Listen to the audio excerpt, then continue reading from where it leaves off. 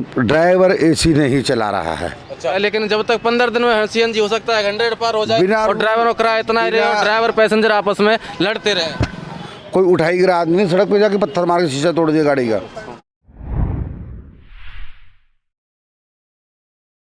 यहाँ पे तमाम गाड़ियाँ खड़ी हैं, आप देखो ये तमाम गाड़ियाँ खड़ी है। प्रॉब्लम क्या है? प्रॉब्लम एक ही है, सीएनजी के बढ़े हुए दाम, और जो आसमान को छूते जा रहे हैं, रॉकेट की तरह बढ़ रहे हैं दाम।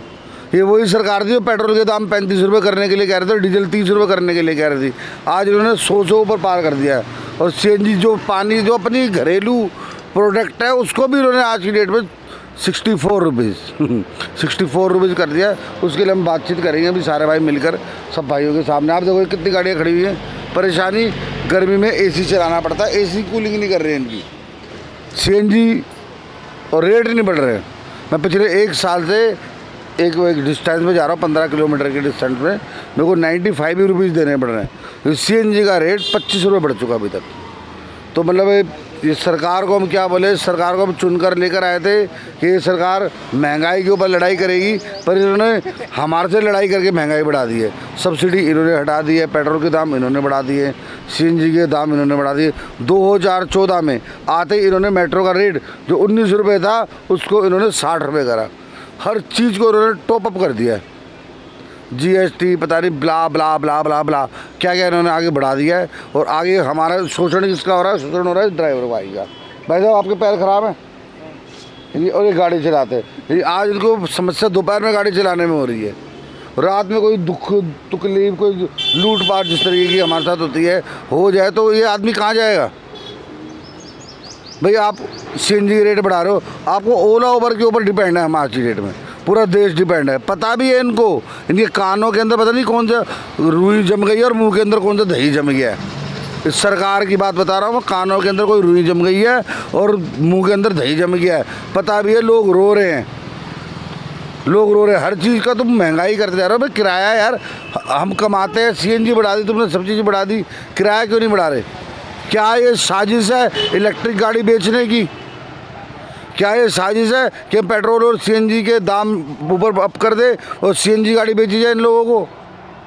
क्या ये वही साजिश है 2023 में? भैया 2023 के अंदर गाड़ी बेचने की? यही मेरे को तो मेन मुद्दा लग रहा है। देखो हम लोगों को कुछ ना कुछ आवाज़ उठानी पड़ेगी सरकार के लिए, और सरकार के लिए आवाज़ उठानी पड़ेगी। क्यों उठानी पड़ेगी? क्योंकि हमारा पड़ता नहीं खा रहा है। ओला उबर कंपनियां जम चुकी हैं, चाहे कोई माने ना माने। सरकार इनसे पैसे खाती है। सरकार ओला उबर कंपनियों से पैसे खाती है और पैसे खाती है। तभी ये उन लोगों की बात नहीं सुन रहे जिन्हें वोट देते हैं। ये विदेशियों की बात सुन रहे हैं और व्यापारियों की बात सुन रहे हैं। उनकी बात क्यों नहीं सुनते जो आप वोट देते हैं?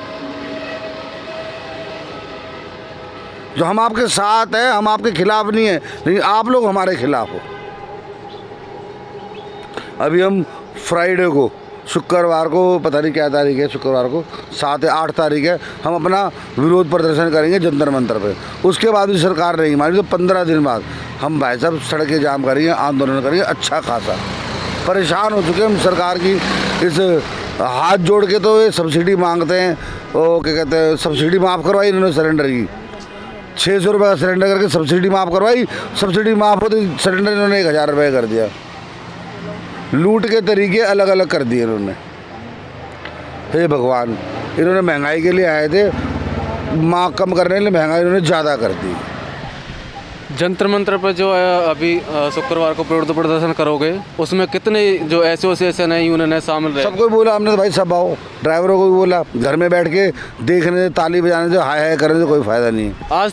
आज तक क्यों नहीं आ पाए कोई? सब लोग जो है, सभी यूनियन, सारी जो एसोसिएशन है, ड्राइवरों के सामने इतनी मुसीबतें परेशानियाँ आ रही हैं, अभी तक कोई भी एसोसिएशन एक साथ क्यों नहीं है? फ्लैशबैक देखो, क्या फ्लैशबैक देखो, 2017 में जाओ। 2017 में नहीं, अभी करंट में देखो, 2022 चल रहा है यहाँ पे। 2017 में देखो, सब साथ आए थे। 2022 चल रहा है, यहाँ पे साथ क्यों नहीं है? सीएनजी 80 के करीब पहुँच चुकी है। सीएनजी 80 के करीब हो गई है फरीदाबाद। दिल्ली में 64 है। दिल्ली में 64 रुपये किलो है, मानता हूँ, लेकिन दिल्ली की गाड़ी फरीदाबाद भी जाती है, फरीदाबाद की गाड़ी दिल्ली में भी आती है। फरीदाबाद और नोएडा की गाड़ियाँ जो ना यूपी की और ये एनसीआर की, वो दिल्ली में सीएनजी डलवा रहे हैं। यही चक्कर है, एक नहीं हो पा रहे हैं।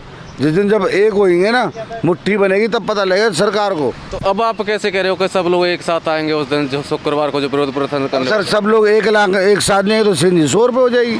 सरकार हंसेगी किन पे हंसेगी? तो आपको लगता है कि सब लोग एक साथ आएंगे? आना चाहिए, आना चाहिए। अपने लिए मत आओ, अपने बच्चों के लिए आओ, अपने जेब के लिए, अपनी अय्याशी के लिए मत आओ, अपने सीएनजी के लिए तो आओ, गाड़ी के काम व्यापार के लिए तो आओ, ठीक है ना।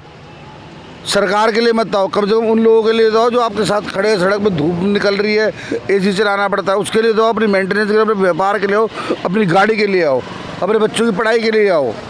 आज ड्राइवर इतने परेशान हैं एसी को लेकर। सबसे ज़्यादा मेन मुद्दा है एसी लेकर, क्योंकि पैसेंजर से मना करते हैं एसी नहीं चलाएंगे तो पैसेंजर बुरा मानता है, ड्राइवर से लड़ता है। ड्राइवर एसी नहीं चला रहा है। अच्छा, इसका जिम्मेवार कौन होगा जब पैसेंजर और ड्राइवर आपस में लड़ेंगे और आपस में? सरकार और ओला उबर। अच्छा, सरकार और ओला उबर इसका जिम्मेवार है। और हैदराबाद में तो हमने IFAT के द्वारा क्लियर बन गया, नो एसी नो। अभी आप कोलकाता गए थे IFAT के द्वारा, तो वहाँ पे क्या हुआ था?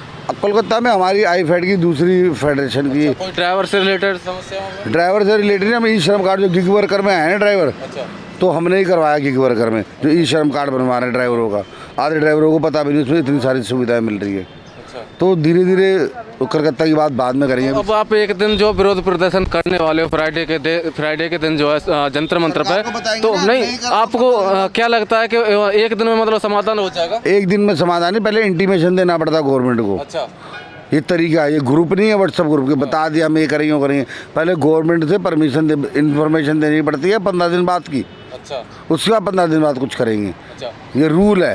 तो मतलब एक दिन प्रदर्शन करने के बाद 15 दिन तक शांत रहेंगे, तब तक सीएनजी हो सकता है कि 100 पार हो जाए?